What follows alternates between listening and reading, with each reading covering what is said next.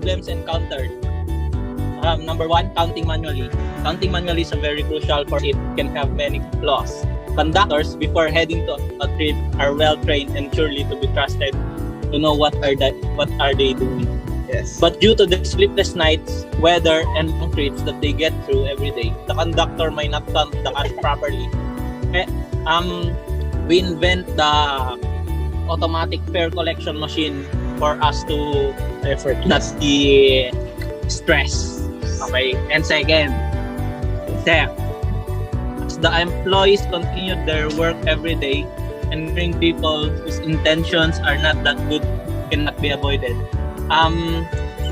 We cannot avoid crimes that people do.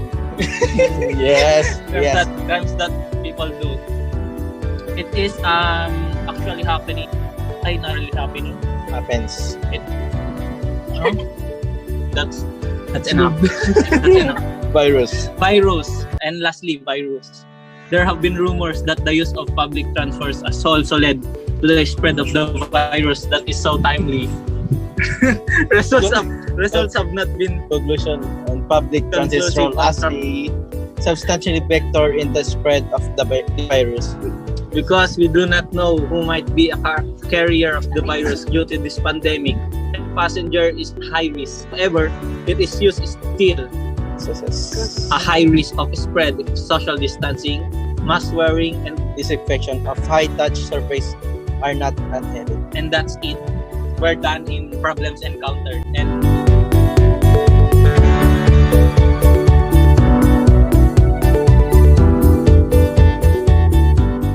Polaris Transit will be able to manage schedule with more consistently by using smartphone and device to collect data.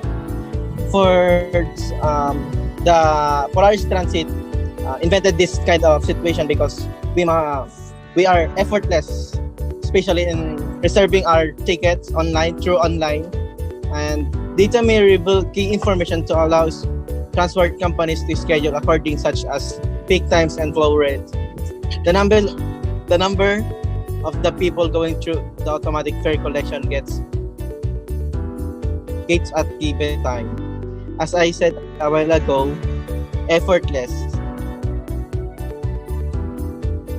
And the next one is enhancing customer experience by enabling passengers to use their smartphone as tickets. Just as they MasterCard to pay for the with a single tap, because customers take their smartphone everywhere in several countries. Because we are in advance, using smartphone is one of the key.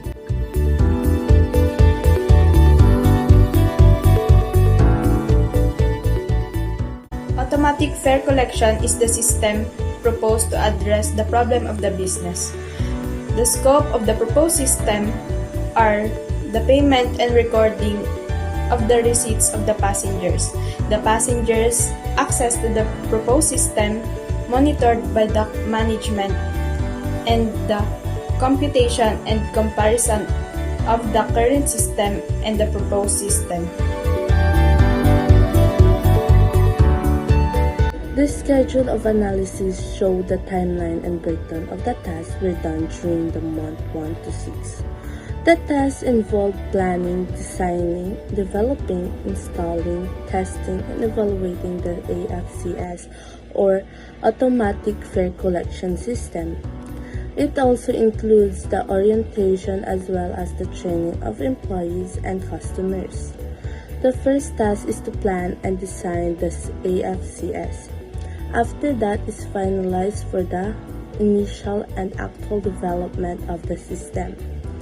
The AFCS is then installed for observation. The employees and customers were then oriented and trained for 1 week on how to use the AFCS. During the orientation period until the rest of the week, the system was evaluated. After careful evaluation, the system was revised. The revised AFCS was then installed and underwent a final evaluation for a more 1 week until it was ready to be downloaded to all smartphones of the customers and in all the computers of the company. Polaris Transit is currently using the traditional method in collecting payments, distributing tickets, and storing of data, which is adequate in day-to-day basis. But investing money into a more efficient system would greatly help the business. The requirement of the proposed system are computer that has a high RAM and storage in order to cope with the payments of the passengers online. Installation of automatic fare collection system into the computer. Adequate internet connection and barcodes installed in every bus stop and bus station for the payment of the customers.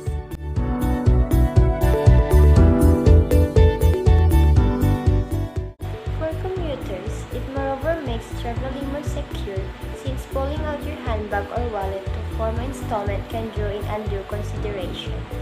The AFCS will be more helpful and it can prevent danger for the both customers and for the transport administration. And also, there's a benefit on the side of transport administrators because there's likely to be less theft on buses in the event that no cash is being collected.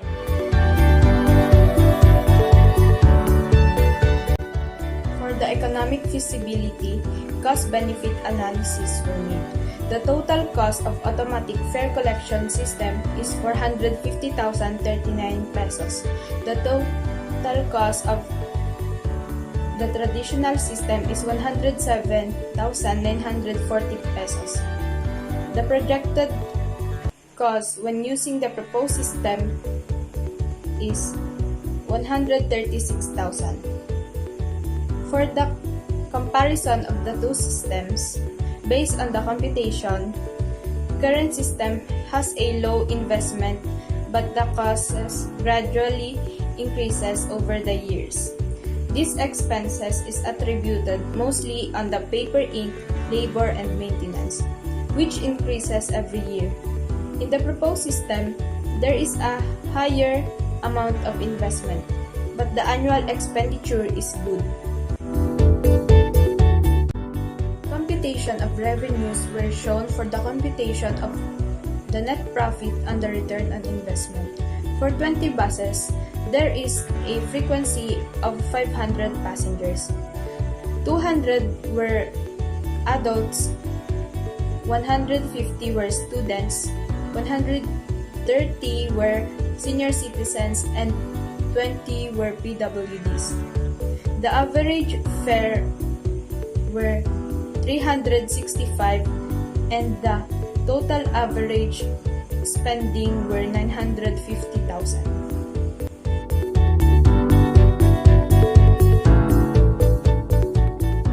For the computation of return on investment, we use the formula provided by study.com, which is net profit divided by total investment multiplied by 100. Upon computation, the return on investment of the proposed system is 62%. In the payback period, the cost of the investment in the AFCS is 588,039 pesos. The computed monthly earning, on the other hand, is 950,000 pesos, while the projected monthly cost to be paid in utilizing the AFCS is 588,039 pesos. To compute the payback period, the initial investment is to be divided by the monthly net cash inflows. To get the monthly net cash inflows is subtracted from the monthly cash outflows.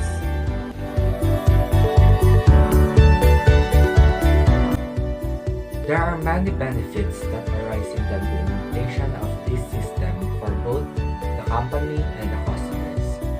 The proposed system is more expensive than the current system in terms of initial investment, but it is much cheaper when the total expense for 10 years is computed.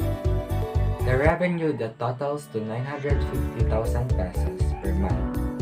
The net profit that totals to 361,961 pesos per month. The enhanced efficiency and accuracy. The improved customer service.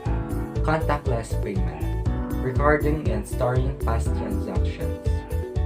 Faster and easier monitoring of daily revenue. And it lowers the salaries expense.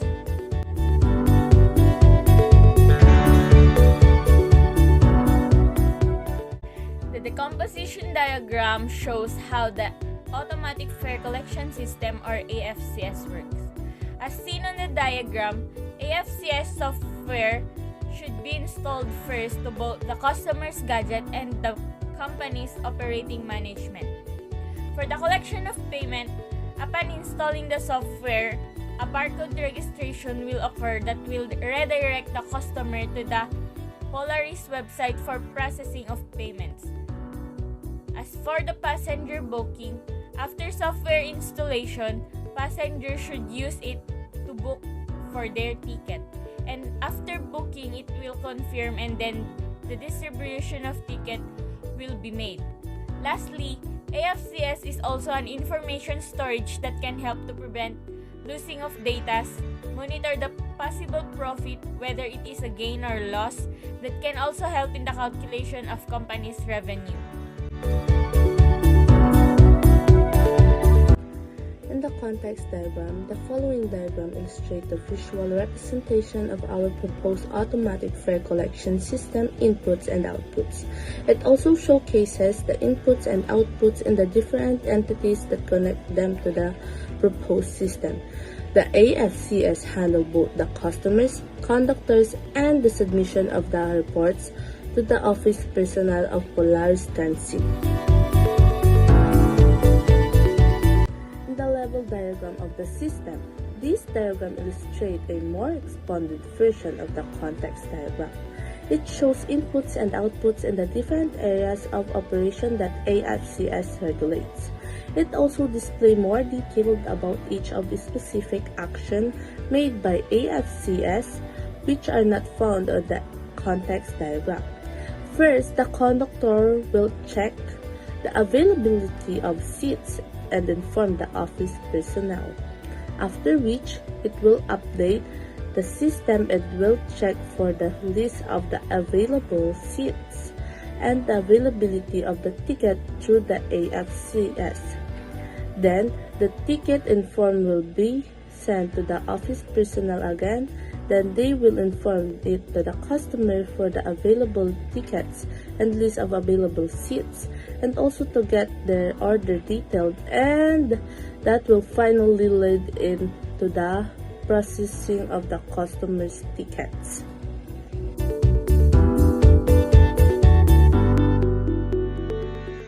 Figure 12 prototype. This is what you can see when you open the application of AFCS and the information about the Polaris Transit.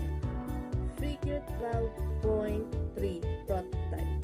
This is the ticket wherein customers will show this to the conductor and will ride the bus.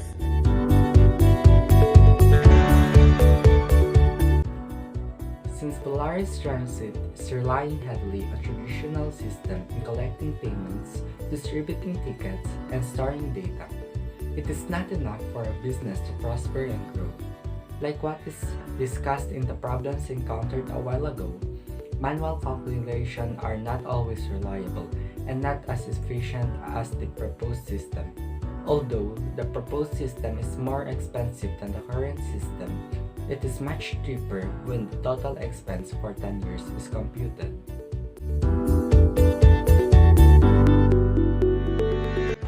For the recommendation, it is essential for the private operator to publicize the exact technical specifications of the system. Also, there is the potential to build on a new system and new technologies to support them in transition, such as the real-time online system AFCS, which can calculate transaction and statistics at the desired time with up-to-date information.